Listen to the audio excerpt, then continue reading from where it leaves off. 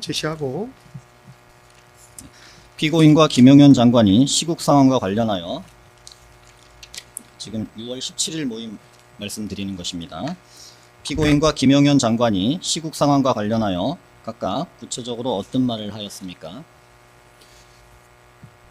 비슷한 취지인 것 같습니다. 다 반국가 세력, 중국 세력 거기에 관련된 사항들 때문에 뭐 시국의 어려움 이런 요들을 계속 얘기하시고 그런 부분들 하도 많이 들어서 그런 연계성의 추가 설명 필요 없이 그런 의미였다고 말씀드리겠습니다. 마이크 조금만 가까이 대고 말씀해 주시죠. 예, 알겠습니다. 네, 감사합니다. 계속하시죠. 당시 피고인의 발언 중에 뭐 추가로 기억나는 게 있습니까? 그때는 그 정도 딱 특징이 있던 기억들은 없었고 아마 뒤에 나오신 모르겠는데 제 기억 속에 조금 분명하게 좀 차별되어지는 시점이 10월 1일부터 이후의 모임이었고 4월달하고 6월달은 보편적으로 뭐 반국가 세력, 시국의 어려움 이런 부분들에 대한 쭉 이게 제가 봤던 유튜브하고 연계돼서 봤던 이런 부분들하고들이 대부분의 기억들이 좀 많이 남습니다. 당시 김용현이 피고인에게 증인을 비롯한 4명의 장군을 가리키며 이 4명이 대통령께 충성을 다하는 장군이다 라고 말한 사실이 있습니까? 예, 그 자리에서 바로 저 정면 우측에 김용현 전 장관이 앉아 있었기 때문에 그리고 김용현 전 장관 때도 거의 술을 안 마셨습니다. 그 경호처장 할 때도 그렇고 하야시 할 때도 안 마셨기 때문에 명확하게 그때 이 말을 했습니다. 2024년 10월 1일경 대통령 관저 저녁 모임 관련해서 질문드리겠습니다. 증인은 2024년 10월 1일 국군의 날 행사를 마친 이후인 20시경 대통령 관저에서 피고인과 김용현, 여인영, 이진우와 함께 저녁 식사한 사실이 있습니까? 예, 피고인 등 5명 외에 다른 참석자가 있었습니까? 없었습니다. 그렇게 했습니다. 제시 부분 승리하겠습니다. 당시 피고인이 시국에 관한 발언, 한동훈 등 정치인에 대한 발언, 방송계 및 민노총 등에 대한 발언을 한 사실이 있습니까? 예, 예, 속기사님 아까 그 그때는- 부분들 독취소에는 다 빼겠습니다. 아까 그 부분. 예, 계속하시죠. 다른 죄송합니다. 때하고 좀 특별했던 걸 아까 말씀하셨던 그 정치인 여러 가지 중에 지금까지 기억나는 건 한동훈과 관련돼서 얘기하셨던 게 기억납니다. 좀 더 구체적으로 한번 말씀해 주십시오. 피고인과 김용현 장관이 시국 상황, 정치인, 방송계, 민노총 등과 관련하여 구체적으로 한 말 중에 기억나는 것이 있습니까? 대부분 대부분 이유는 그런 이유들 하기 때문에 시국의 어려움, 뭐 운영의 어려움 이런 거에 대한 애로사항을 얘기하고 토로하고 그런 부분들 쭉 얘기했기 때문에 딱히 딱 얘기하는 다 기억나는 부분들은 비슷한 연장선도 있고 다만 특별하게 제가 또 말씀드렸다고 했던 부분들은 그 정치인 중에 한동훈 관련된 얘기를 하셔서 제가 그 부분은 명확하게 기억이 나서 말씀드린 겁니다. 시국의 어려운 애로사항 같은 거를 피고인이 발언하였다는 건데 당시 피고인이 뭐 계엄이나 비상대권에 대한 발언도 하였습니까? 계엄이라는 용어는 직접 저한테 계엄이라는 용어를 하신 적은 없고 10월 이후부터는 제가 이 모임을 하기 위해서는 김용현 전 장관 그 공관에 가서 사전에 30분 정도 대화를 하고 식사를 하고 끝나고 내려와서 30분 정도 또 얘기를 하고 그렇게 헤어졌습니다. 그 시간은 식사 시간만 있는 게 아니고 세 가지가 합쳐진 시간인데 그 기억 속에서 그때 뭐 확보할 장소 여러 가지부터 이게 뭐 비상대권 뭐 특별한 방법 이런 내용들이 그때부터 제 머리 기억 속에 자리하기 시작했습니다. 아마 그 기억 시점 속에 그 말이 있었습니다. 그러면 대통령 관저에서 식사를 하기 전에 김용현과 함께 30분 정도 먼저 미팅을 하고 예, 그 다음에 대통령과 함께 식사를 한 다음에 끝나고 나면 김용현과 추가로 30분 정도 미팅을 했다는 말씀이십니까? 예, 그렇게 했습니다. 그리고 그때 당시에 뭐 비상대권, 특별한 조치 이런 말들이 오고 갔다는 겁니까? 예, 그때 지금 아까 제가 그전 모임하고 다루면서 이렇게 느꼈다고 하는 부분들이 제가 10월 1일부터 모임이라고 앞서 말씀드렸지 않습니까? 그런 말과 그런 제 생각이 그때부터 자리 잡고 시작했습니다. 그러면 식사 자리에서 비상대권, 특별한 조치 얘기도 나왔던 겁니까? 그 부분이 식사 자리에서 있었는지 아마 그 전인지 끝나고 나왔는지 그 시기는 제가 정확하게 딱 특정하지 못하겠습니다. 다만 10월 그 모임상에 그런 부분들에 대한 기억은 분명히 있습니다. 한 가지 보충하고 30분간 생략하겠습니다. 그러면 피고인으로부터 특별한 조치 또는 비상대권 이런 말을 10월 1일 식사 자리에서 들은 기억 있습니까? 분명히 그날 그런 내용들을 듣긴 들었는데 앞서 말씀드렸으니까 식사 자리 그 자리에서 들었는지 아니면 끝나고 나와서 김용현하고 우리 애들하고 얘기하면서 그런 부분들 들었는지 제가 그 시기가 제가 좀 명확하지 않다고 제가 말씀을 드린 겁니다. 있습니다. 31항입니다. 하나 보충하고 31항으로 넘어가겠습니다. 네. 그러면 식사 자리에서 군부대 출동에 관한 얘기도 나왔습니까? 그거는 10월 1일이 아니고 11월 9일 얘기할 때 그때 나왔던 얘기고 식사 때는 10월 네. 31항입니다. 증인은 2025년 4월 30일 중앙지역 군사법원에서 증언을 할 때 2024년 10월 1일 티타임 당시 김용현이 국회, 선거관리위원회, 민주당사 등을 확보해야 한다는 말을 했다라고 증언했는데 10월 1일이요? 예. 그게 지금 아까 말했던 확보 장소가 나왔던 그런 내용들이 거기에 있는데 그 시기가 제가 식사 장소에 있는지 끝나고 나와서 티타임하면 되겠는지 그 장소가 지금 제가 그 기억이 분명치 않다고 아까 말씀드린 겁니다. 어쨌든 식사 장소든 티타임이든 김용현이 국회, 선거관리위원회, 민주당사 등을 확보해야 한다는 말을 한 거는 맞네요. 예, 그런 내용들 그때부터 10월달 그때 모임부터 그런 말들이 있기 시작했습니다. 그러면서 그 뒤에 뭐 전화 통화하면서도 일부 그런 내용을 저한테 하기 시작했기 때문에 제가 그 시기로 기억하고 있는 겁니다. 야, 지금 국민의 안전을 위해서라면 특전사가 헬기를 타고 서울 시내 상공을 날아다니고 국회에 재판장님, 내려가고 하는 게 예. 잠깐만요. 예, 검사님, 그거는 지금 우리 뭐 직접 네, 관계는 알겠습니다. 없습니다. 우리 공소사실하고 필요한 거. 네, 알겠습니다. 근데 주신문을 하셔가지고 제가 예, 예. 좀 반대 신문을 했습니다. 네, 이상입니다. 네, 됐습니다. 지금 그러면 잠깐 먼저 예, 피고인.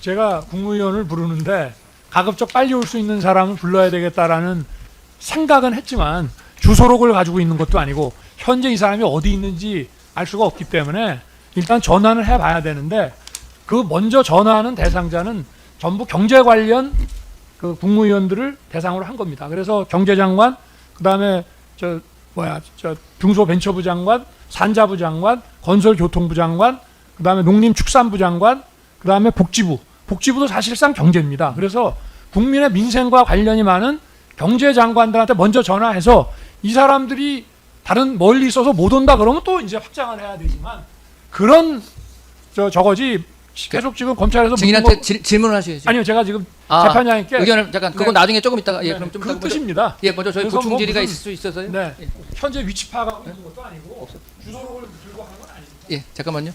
그럼 제가 그냥 예, 하나만 간단히 예, 확인만 할까 하는데요. 저번에 저기 혹시 일단 제가 먼저 하고 예, 예. 마지막으로. 그 아까 증인 말씀하시는 것처럼 그러니까 11명 도착하기 전에는 이제 뭐 그 미리 온 국무위원들하고 예, 그 계엄에 관해서 논의했다는 것이고 네. 그런데 아까 뭐 검찰로 잠깐 물어봤지만 그 11명 된 이후에는 거기 대적견 시한 2분 정도 앉아 있다가 그다음에 이제 대국민 담화하러 이렇게 내려가지 않았습니까? 피고인이. 네, 한 5분 정도는. 예, 지금 CCTV 지금 증거에 나오면 실황조사선가 우리 사건에 나와 있는 거 보면 그 CCTV 상으로 한 2분 반인가 뭐 하여튼 그 정도 되는데요. 근데 그때는 그러면 피고인 말고 다른 국무위원들이 얘기한 사람이 있었습니까? 그러니까 11명 다 도착한 다음에 피고인이 대국민 담화하러 그 자리를 떠날 때까지 뭐 2분이든 5분이든 그 11명 다 도착한 다음에 피고인이 떠날 때까지 피고인은 뭐 계속 얘기를 했을 텐데 그 말고 다른 국무위원 중에 누가 얘기한 사람이 있습니까? 다른 국무위원들이 얘기하는 거는 제가 기억이 나지 않는데 네. 대통령께서 주로 이렇게 왜 계엄을 선포해야 되는지 예. 거기에 대한 어떤 설명을 하신 것으로 예, 저는 그러면 기억합니다. 증인도 생각하기 11명 도착한 이후에는 사실상 국무회의 심의는 뭐 없었던 걸로 봐도 됩니까 그러면? 심의는 이미 그 전에 이루어졌다고 저는 예. 생각하기 때문에 11명 그- 이후에는 없었던 그때는 거예요? 뭐 심의하는 시간이 아니라 절차를 예. 받는 시간이라고 예. 저는 생각을 했습니다. 알겠습니다. 예, 간단하게 하시죠. 뭐 시간이 좀 많이 지나서. 그 장관께서 일반 정례적인 국무회의를 국방장관 하실 때 이제 참석하시고 주제 발표도 하시고 그런 적이 있으시죠? 한 수십 번 제가 그러니까 참석을 했습니다. 그거와 비교해서 그런 정례 국무회의 때는 통상 그 안건에 대해서 장관님에서 주제 발표하는 안건에 대해서 회의가 얼마 정도 걸립니까? 안건이 통상 그 국무회의 할 때 뭐 한 10건 내외가 있다. 많을 때는 막 한 20, 30건 있을 때도 있는데 안건당 처리하는 시간이 1분도 안 걸린 것 같습니다. 그거는 말씀드리면 사실은 뭐 국무회의 안건이라는 것은 각 부처에서 미리 준비를 하고 네. 서로 이제 그 안건에 대해서도 미리 공지를 하니까 네. 검토를 하는 과정에서 그렇게 될 것 같습니다만 그렇습니다. 이 지금 계엄 선포를 위한 국무회의는 사전에 알리지 않고 알리지도 뭐 보안성 긴급성 때문에 당일 알리고 당일 와서 내용을 알았지 않습니까? 맞습니다. 그때부터 심의가 되는 그 정적수는 11명이지만 국무회의 자체가 처음부터 논의가 절차가 진행되고 이것은 사전에 정례처럼 차관회의부터 안건을 출 수가 없기 때문에 그렇다고 볼 수 있지 않습니까? 그래서 네. 두 가지가 안건 자체가 정례 국무회의와 이 지금 비상계엄을 위한 선포의 국무회의가 성격과 내용이 다르다. 그렇지만 국무회의 자체의 그 회의 자체는 그 회의 형식이나 회의 내용을 다 밟았다고 보시는 거죠. 저는 그렇게 생각합니다. 아니 근데 그 장관님도 참석하신 분도 나중에 알았지만 그 장관들도 계엄 선포를 위한 국무회의에 지금 참석하고 와서 알았지만 안건을 그때 받았지만 이것이 국무회의 이건 계엄 선포를 논의하는 회의라는 것은 다 인식하고 참여하신 거 아닙니까? 그렇게 인식하고 했던 거 아니겠습니까? 와서. 예, 와서 그렇습니다. 인식하고 지금 회의를 네. 한 거 아니겠습니까? 그 기본적으로 비상계엄이지 않습니까? 비상이라는 것은 평상시와 다른 겁니다.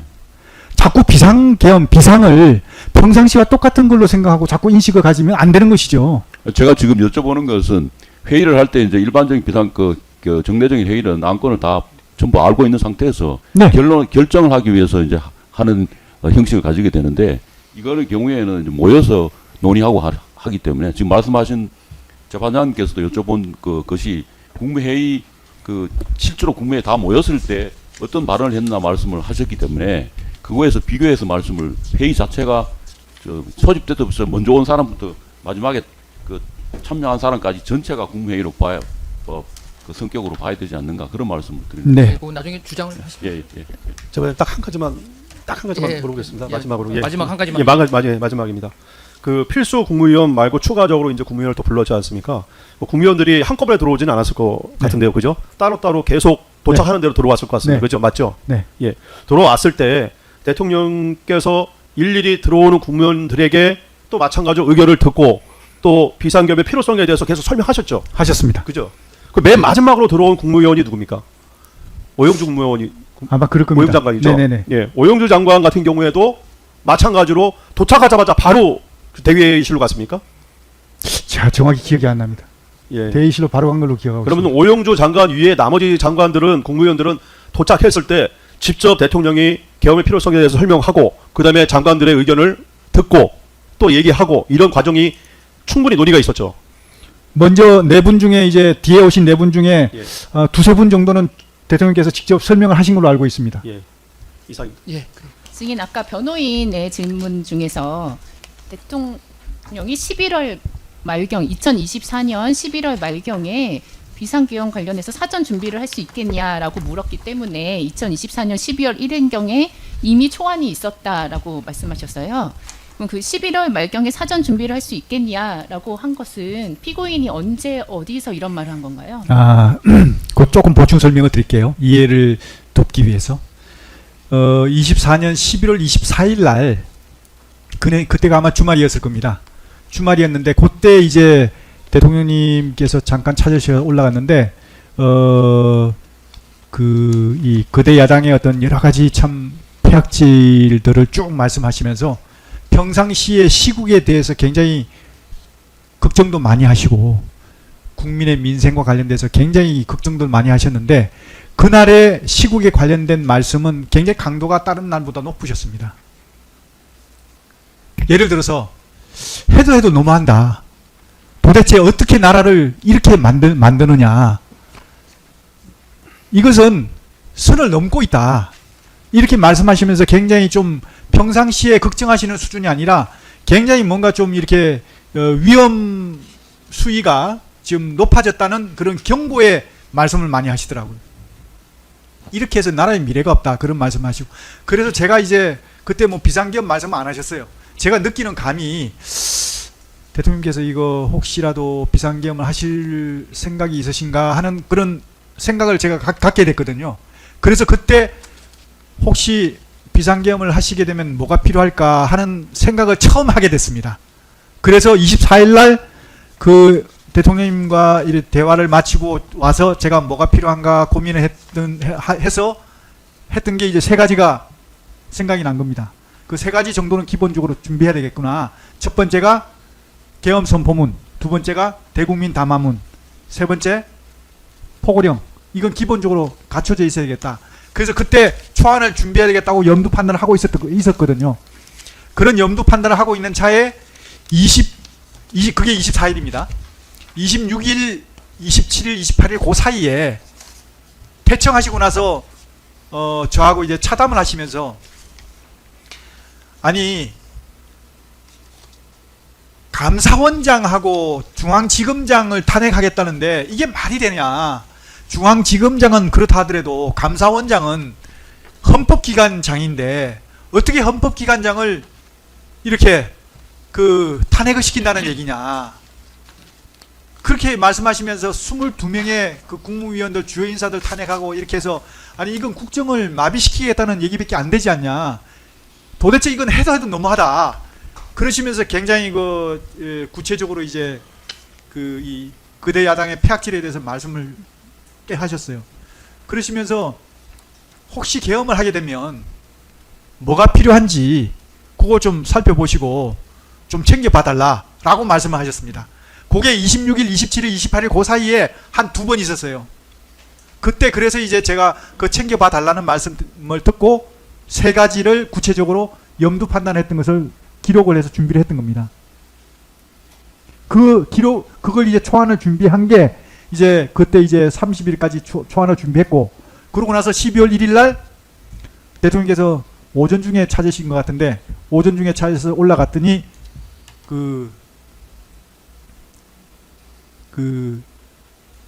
감사원장 탄핵, 그 다음에 그 중앙지검장 탄핵 포함해가지고 22건의 그 탄핵과 관련해서 이거는 그 국정을 아예 마비시키려는 의도라고 밖에 볼 수가 없다.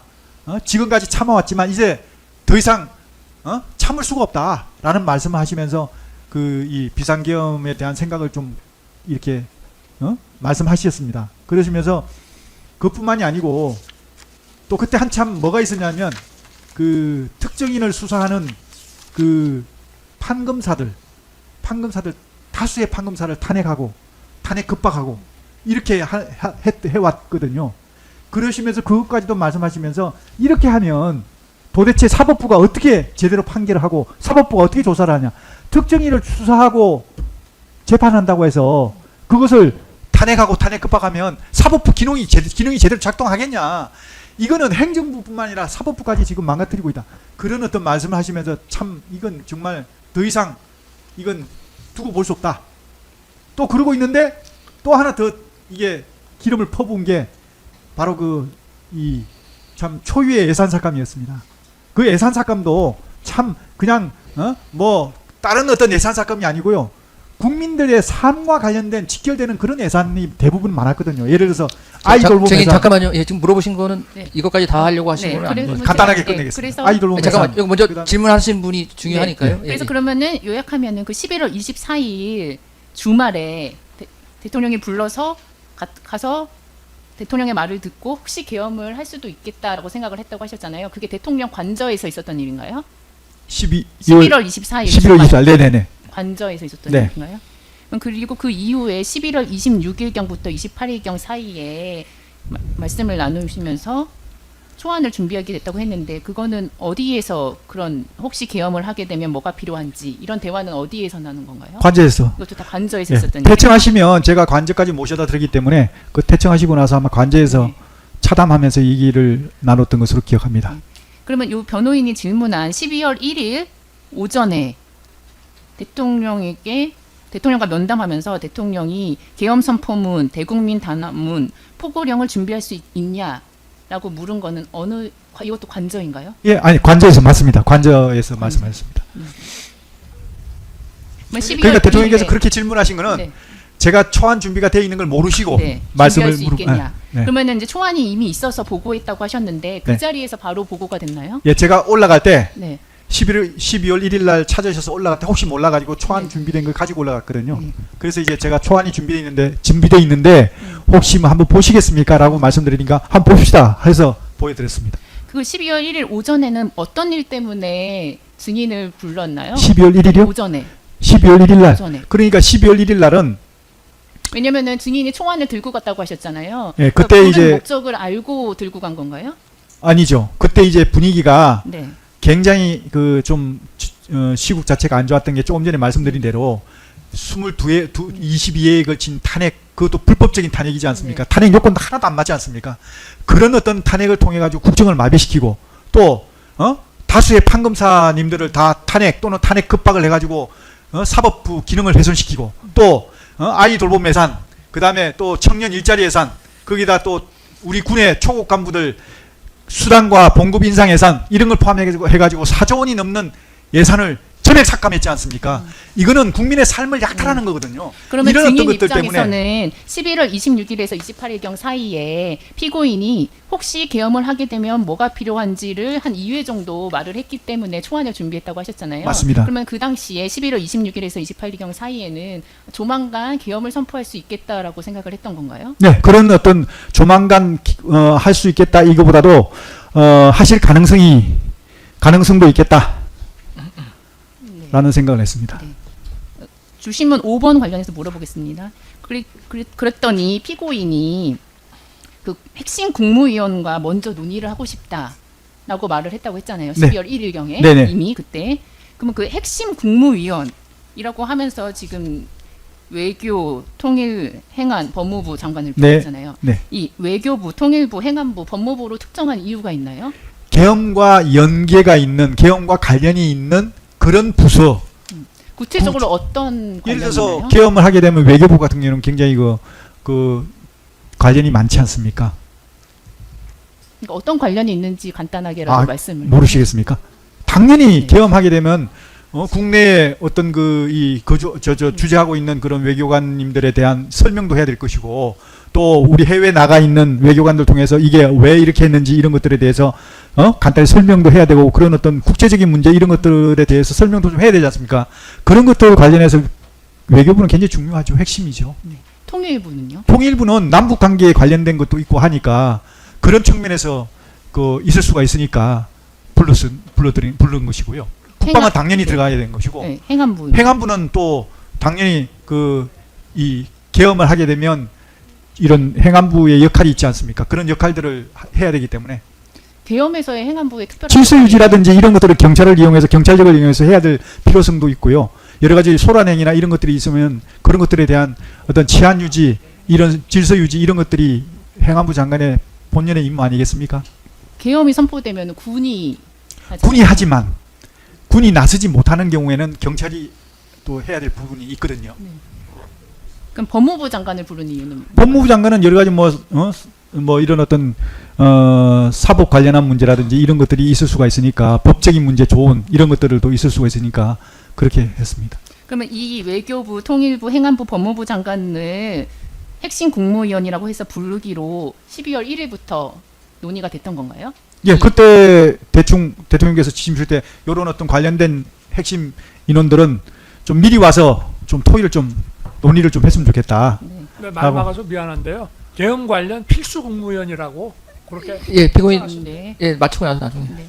그 13번 관련해서 당시 이제 대통령이 비상계엄 선포 전 몇 시경쯤 국무회의를 개회하고 뭐 소집 지시하려고 했냐라는 질문에 대해서 증인이 담화문 발표 기준 2-3시간 전에 먼저 핵심 국무위원과 토의하고 추가적으로 가능한 인원을 그 토의가 마칠 때쯤 소집하기로 했다라고 대답하셨어요.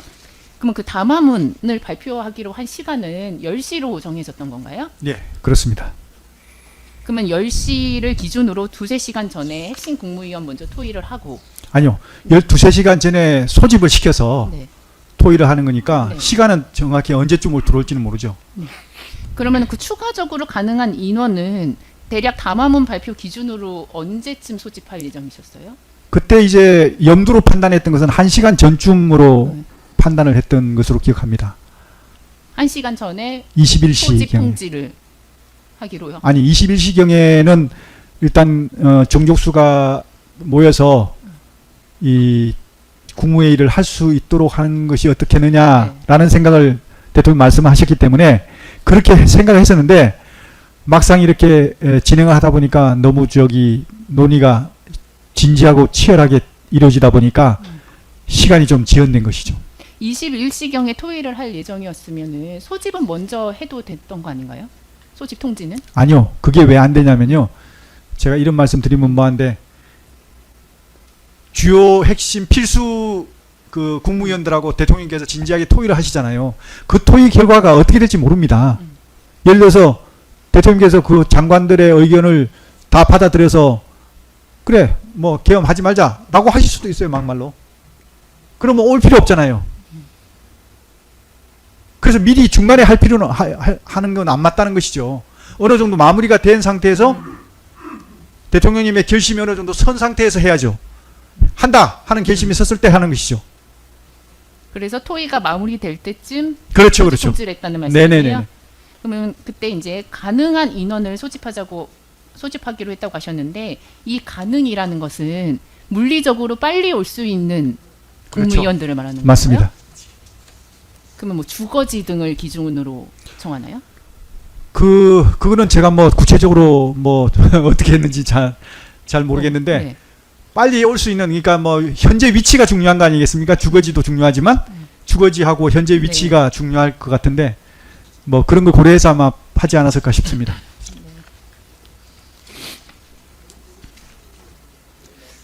그런데 그 주신문 33번 관련해서 물어보겠습니다.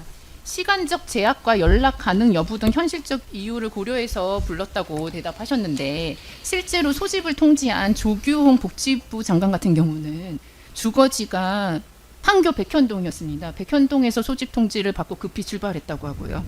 박상우 국토부 장관 같은 경우는 소집 통지를 받고 오는데 1시간 이상 소요될 정도로 먼 거리에 있었기 때문에 오기 전에 국무회의가 끝났어요. 그러면 이 시간적 제약 등을 고려한 건 아닌 것으로 보이는데 어떤가요? 그거는 연락하신 분들이 판단해서 하신 거기 때문에 제가 뭐 어떤 답변 드릴 사안은 아닌 것 같습니다. 그러면 이 가능 여부, 이 추가적으로 소집 가능한 국무위원은 어떤 기준으로 정해서 통지를 한 건가요? 기본적으로 하여튼 빨리 오실 수 있는 분을 기준으로 했는데 구체적으로 어떤 누구한테 어떻게 했는지는 그거는 제가 정확하게 모르고 있습니다. 네. 알겠습니다. 그럼 이제 준비한 반대 신문 예. 사항으로 물어보겠습니다. 근데 그 일본에 있는 1130번은 아 이거는 원래 오늘 증거 신청하려고 했던 건데 이거는 그러면 제시하지 않고 물어보겠습니다.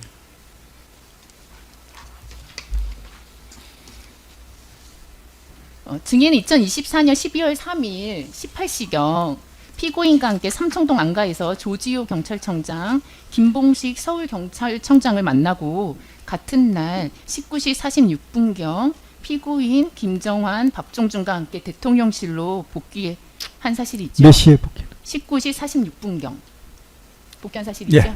그 당시에 그 대통령실 CCTV를 보면 증인이 노란 서류 봉투를 소지한 채 직무실로 들어간 게 확인되는데 기억나시나요? 네, 봉투는 뭐 들고 들어간 것 같습니다. 그 봉투 안에는 그 국무위원들에게 나눠줄 지시사항 서류가 들어 있었나요? 그거하고 참고 자료도 있고 막 그랬을 겁니다. 정확하게 뭐 제가 그러면 이 국무위원들에 대한 이 지시사항 같은 거는 언제 어떤 방식으로 작성된 것인가요? 그 참고 자료나 국무위원들한테 줄 지시사항. 그거는 12월 2일인가 뭐 잘 정확하게 날짜는 기억이 안 나는데 대통령하고 얘기를 나누다가 그 계엄과 관련해서 저 장관들하고 이렇게 협조할 일들이 있다고 내가 말씀을 드렸더니 그거는 저 장관이 저한테 장관님 알아서 판단해서 그 협조할 사항이 있으면 그 메모를 해서 드리라고 그렇게 말씀하셔서 제가 정리를 했던 겁니다. 그 김정환의 증언에 의하면 당시 직무실에서 A4 용지를 갖고 나왔는데 그 A4 용지에 대해서 특검에서 김정환이 대통령님이 누구누구를 부르라고 적어주셔서 그것을 들고 나온 것이고 행안부 장관, 통일부 장관 정도가 기재되어 있었던 것 같다. 보안 손님으로 모시도록 조치를 하라고 지시하셨고 달리 국무회의 때문에 소집이 필요하다고 말씀하지 않으셔서 국무위원들에게 그냥 급한 일로 부르신다고만 연락을 돌렸다라고 진술했는데 피고인이 김정환에게 이 국무위원 이름이 적힌 A4 용지를 건네주는 걸 보았나요?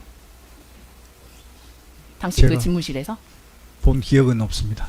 본 기억이 없어요? 네. 그 피고인이 처음에 그 핵심 국무위원 소집할 때 핵심 국무위원만 먼저 소집했다고 하셨잖아요. 그 핵심 국무위원 소집하라고 피고인이 김정환에게 A4 용지에 그 국무위원 이름을 적어줬는데 그 상황에 대해서는 보지 기억나지 못했어요? 않습니다. 네. 기억이 안 나세요? 뒤에 걸 생략하시죠. 네. 뭐 모르시는 네. 것 같으니까. 네. 다 생략하고 3-1번 물어보겠습니다. 그 국무위원 중에 이상민, 박성재 장관이 먼저 핵심 국무위원으로 소집되었는데 이상민에게는 언론사에 대한 단전 단수 지시, 박성재에게는 체포 대상자 출국 금지 및 구치소 확인 등 지시를 위해 다른 국무위원들과 달리 먼저 소집한 것인가요? 그렇지 않습니다. 근데 당시 이런 문건을 전해준 사실이 있나요? 이상민과 박성재에게? 없습니다. 생략하고 4번 물어보겠습니다. 당시 소집 통지를 한 국무위원들, 핵심 국무위원들 먼저 네, 소집하셨잖아요. 네. 핵심 국무위원들에게 국무회의를 진행할 것이라는 사실은 사전에 고지하진 않았죠. 예, 안 했습니다. 그럼 그 국무위원들은 호출을 받고 현장에 도착한 뒤에야 국무회의임을 알게 된 건가요? 다시 한번. 핵심 국무위원들도 네. 호출을 받고 대통령실에 아마 그랬을 도착한 겁니다. 이후에야 네. 국무회의라고 알았던 그랬을 건가요? 겁니다. 조금 전에 추가로 제가 한 가지 네. 더 말씀을 드려야 될지 모르겠는데 단전 단수 관련해서 뭐 네. 얘기했냐고 말씀하셨지 않습니까? 네. 단전 단수 관련해서 제가 그 행안부 장관한테 얘기한 적도 없고 거기에 메모를 해서 준 적도 없고 그런 어떤 상황인데 실제로 단전 단수와 관련해서 만약에 그게 임무 수행이 됐다 그러면 단전 단수와 관련해서 임무를 그 수행을 했어야 되지 않습니까? 수행 안 했지 않습니까? 예. 아까 네. 뭐 증인은 준 적 없다고 네. 했으니까 지금 그것만 확인하면 네. 됩니다. 5번 물어보겠습니다. 대통령실 CCTV 영상을 보면 2024년 12월 3일 21시 9분경 조태열, 김영호, 이상민, 박성재, 조태용, 한덕수가 그 연결 출입문을 통해서 집무실에서 대접견실로 순차로 이동을 합니다. 그때 조태열은 손에 A4 용지로 보이는 문건 소지하고 있었고 조태용도 A4 용지 소지하고 있었고 한덕수도 손에 A4 용지 크기의 문건 2부 소지한 것으로 확인되는데 이 각 국무위원들이 소집한 A4 용지는 뭔가요? 글쎄 뭘 들고 왔는지 모르겠는데 제가 중구나마 협조할 사항을 준 것 같고 계엄 선포문 관련해서 제가 미리 한번 읽어보라고 준 것으로 기억납니다. 협조 사항의 내용은 기억이 나세요? 기억나지 않습니다. 내용은 기억이 안 나세요? 네. 그러면 각 국무위원들에게 필요한 협조 내용인가요? 아마 그럴 겁니다. 그 다른 국무위원과 달리 증인은 피고인과 함께 계속해서 집무실에 있었던 것으로 보이는데 집무실 안에서는 그 당시 어떤 내용의 논의가 있었나요? 그 핵심 네, 국무위원들 있을 때. 국무위원들 오셨을 때요. 네. 구체적으로 뭐 누가 무슨 얘기했는지는 정확히 기억은 나지 않습니다. 다만 이제 굉장히 그 정말 진지한 논의가 있었던 것으로 저는 기억하고 있습니다. 최근 공개된 영상들은 비상계엄 선포 전후에 숨겨진 진실들을 아주 날카롭게 파고들고 있습니다. 우선 윤석열 대통령이 계엄 직전 한동훈 대표를 겨냥해 충격적인 발언을 내뱉었다는 사실이 폭로됐죠. 이는 단순한 의견 차이를 넘어 군부 동원의 의도를 미리 드러낸 것 아니냐는 의구심을 키우고 있습니다. 이어지는 특검보의 압박 면접 같은 질의에서는 군 통수권자의 논리가 완전히 무너지는 모습이 포착되기도 했습니다. 그건 군이 알아서 하는 것이라는 무책임한 답변을 특검보가 논리적으로 받아치자 국방부 장관과 대통령이 동시에 당황하는 기색을 숨기지 못한 거죠. 특히 특전사가 헬기를 타고 국회로 진입하는 상황이 어떻게 국민 안전을 위한 것이냐는 젊은 특검보의 도직구는 이번 사태의 위헌성을 명확히 증명하고야 말았습니다. 결국 겉으로 내세운 명분들이 얼마나 허술했는지 국민 앞에 낱낱이 밝혀진 셈입니다. 이 영상에 공감하셨다면 구독과 좋아요 정중히 부탁드립니다.